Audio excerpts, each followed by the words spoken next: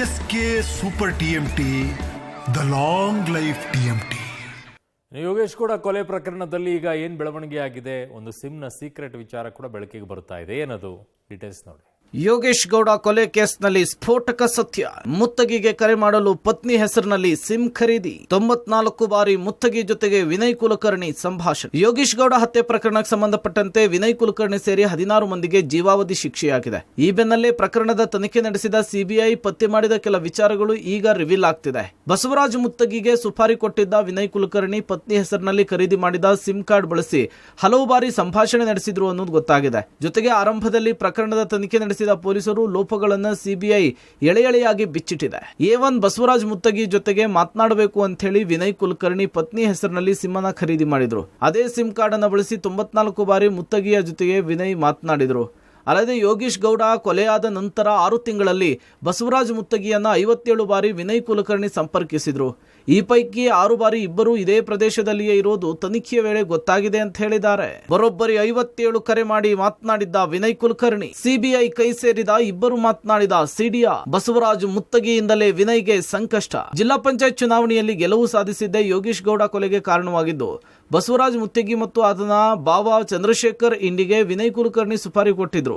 ಆದರೆ ಬಸವರಾಜ್ ಮುತ್ತಗಿ ಮಾಫಿ ಸಾಕ್ಷಿ ಆಗಿದ್ದೆ ಈಗ ವಿನಯ್ ಕುಲಕರ್ಣಿಗೆ ಕಂಟಕವಾಗಿದೆ.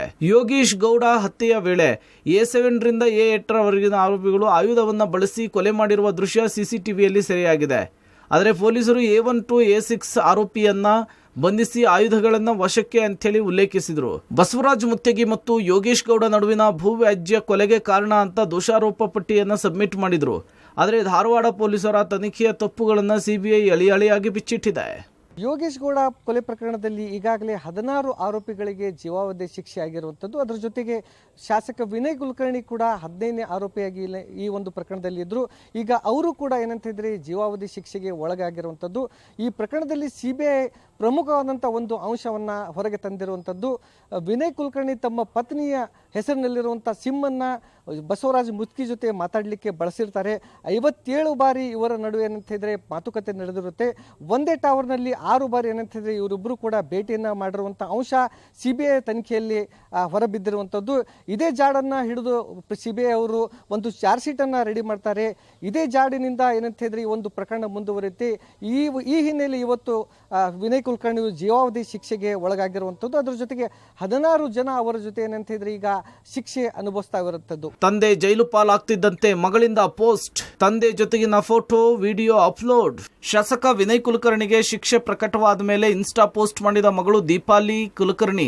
ಉತ್ತರ ಕರ್ನಾಟಕದಲ್ಲಿ ಶಾಸಕ ವಿನಯ್ ಕುಲಕರ್ಣಿ ವಿದ್ಯಾರ್ಥಿ ನಾಯಕರಿಂದ ರಾಜ್ಯ ನಾಯಕರವರೆಗಿನ ಬೆಳೆದು ಬಂದ ಸಾಕ್ಷಿ ಅಂತ ಹೇಳಿ ವಿಡಿಯೋ ಪೋಸ್ಟ್ ಮಾಡಿದ್ದಾರೆ. ತನ್ನ ತಂದೆಯ ಜೊತೆ ಇರುವ ಹಳೆಯ ಫೋಟೋ ಹಾಕಿ ಪೋಸ್ಟ್ ಮಾಡಿರುವ ದೀಪಾಲಿ ರೈತ ಕುಟುಂಬದಲ್ಲಿ ಜನಿಸಿ ಸಾವಿರಾರು ಪಶು ಡೇರಿ ಮಾಡಿದ ಬಗ್ಗೆ ಪ್ರಸ್ತಾಪ ಮಾಡಿದ್ದಾರೆ. ತನ್ನ ಕೆಲಸಗಳಿಂದ ಗುರುತಿಸಿಕೊಂಡ ನಾಯಕ, ಅವರ ನೈತಿಕತೆ ಮತ್ತು ಸತ್ಯದ ಮೇಲೆ ನಂಬಿಕೆ ಇದೆ. ಮುಂದೆ ನ್ಯಾಯಾಂಗ ಹೋರಾಟ ಮಾಡುವ ಬಗ್ಗೆಯೂ ಕೂಡ ಪೋಸ್ಟ್ ಮಾಡಿರುವ ದೀಪಾಲಿ, ನ್ಯಾಯಾಂಗದ ಪ್ರಕ್ರಿಯೆಗೆ ಗೌರವ ಕೊಡ್ತೇನೆ, ನಮಗೆ ದೊರೆತ ಪ್ರೀತಿ ಬೆಂಬಲಕ್ಕೆ ಕೃತಜ್ಞತೆ ಸಲ್ಲಿಸ್ತೇನೆ ಅಂತ ಹೇಳಿ ಇನ್ಸ್ಟಾಗ್ರಾಂನಲ್ಲಿ ಪೋಸ್ಟ್ ಮಾಡಿದ್ದಾರೆ. ಜೈಲಲ್ಲಿ ಚಿಂತೆಗೀಡಾದ ವಿನಯ್ ಕುಲಕರ್ಣಿ. ಅಪರಾಧಿಗಳಿಗೆ ಸಜಾ ಕೈದಿ ನಂಬರ್ ಕೊಟ್ಟ ಜೈಲು ಸಿಬ್ಬಂದಿ. ಕೊಲೆ ಪ್ರಕರಣಕ್ಕೆ ಸಂಬಂಧಪಟ್ಟಂತೆ ಜನಪ್ರತಿನಿಧಿಗಳ ವಿಶೇಷ ನ್ಯಾಯಾಲಯದಿಂದ ಜೀವಾವಧಿ ಶಿಕ್ಷೆಗೆ ಗುರಿಯಾಗಿರುವ ವಿನಯ್ ಕುಲಕರ್ಣಿ ಬೆಂಗಳೂರಿನ ಪರಪ್ಪನ ಅಗ್ರಹಾರದ ಜೈಲು ಸೇರಿದ್ದಾರೆ. ಇನ್ನು ಸೆರೆಮನೆ ವಾಸದಲ್ಲಿರುವ ವಿನಯ್ ಕುಲಕರ್ಣಿ, ವಿನಯ್ ಸೇರಿ 17 ಅಪರಾಧಿಗಳಿಗೆ ಜೈಲು ಸಿಬ್ಬಂದಿ ಸಜಾ ಕೈದಿ ನಂಬರ್ ಅನ್ನು ಕೊಟ್ಟಿದ್ದಾರೆ. ವಿನಯ್ ಕುಲಕರ್ಣಿ ಅವರ ಸಜಾ ಬಂದಿ ನಂಬರ್ 16110 ಆಗಿದೆ. ಒಟ್ನಲ್ಲಿ ಈ ಪ್ರಕರಣದಲ್ಲಿ ಬಸವರಾಜ್ ಮುತ್ತಗಿ ಜೊತೆಗೆ ಶಾಸಕ ವಿನಯ್ ಕುಲಕರ್ಣಿ ಮೊಬೈಲ್ ಕಾಲ್ ಮಾಡಿದೆ ಸಿಬಿಐಗೆ ಟೆಕ್ನಿಕಲ್ ಎವಿಡೆನ್ಸ್ ಸಿಗೋದಕ್ಕೆ ಕಾರಣವಾಯಿತು. ಇದು ವಿನಯ್ ಕುಲಕರ್ಣಿಗೆ ಜೀವಾವಧಿ ಶಿಕ್ಷೆಯವರೆಗೂ ಕೂಡ ತೆಗೆದುಕೊಂಡು ಹೋಗುತ್ತೆ ಅಂತ ಅವರಿಗೇನೆ ಗೊತ್ತಿರಲಿಲ್ಲ. ಆದರೆ ಸಿಬಿಐ ಅಧಿಕಾರಿಗಳ ಚಾಣಾಕ್ಷ ನಡೆ ಈ ಪ್ರಕರಣದಲ್ಲಿ 17 ಆರೋಪಿಗಳಿಗೆ ಶಿಕ್ಷೆ ಕೊಡಿಸುವಲ್ಲಿ ಸಕ್ಸಸ್ ಆದ್ರು ಅಂದ್ರೆ ತಪ್ಪಾಗ್ಲಿಕ್ಕಿಲ್ಲ. News desk, public TV.